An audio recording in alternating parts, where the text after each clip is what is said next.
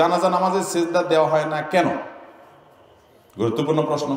জানাজা নামাজ, এটাতে রুকু আছে, সিজদা আছে, তাহলে কেমন নামাজ এটা? রুকুও নাই, সিজদাও নেই, বৈঠকও নাই, শুধু দাঁড়ানো আছে। তো এই প্রশ্ন উত্তর হলো, মূলত জানাজা নামাজ এটা কোনো আসল পূর্ণাঙ্গ কোনো নামাজ না। এটা মূলত এটা দোয়ার আয়োজন। এটা কিসের আয়োজন? দোয়ার আয়োজন। সেজন্য সেখানে রুকু সিজদা নেই, বৈঠক নাই, এটা গতানুগতিক নামাজ না। এখানে যে সলাত বলা হয়, নামাজ বলা হয়, নামাজ শব্দ, সলাত শব্দের অর্থ মূলত দোয়া। সলাতুল জানাজা মানে মৃত ব্যক্তির জন্য কি, এটা মূলত তার জন্য দোয়ার আয়োজন, সেজন্য দাঁড়িয়ে তার জন্য দোয়া করা হয়।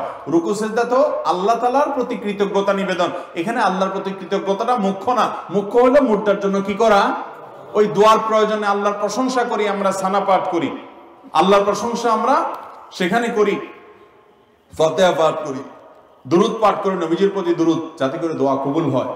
এটা পুরোটা দোয়া।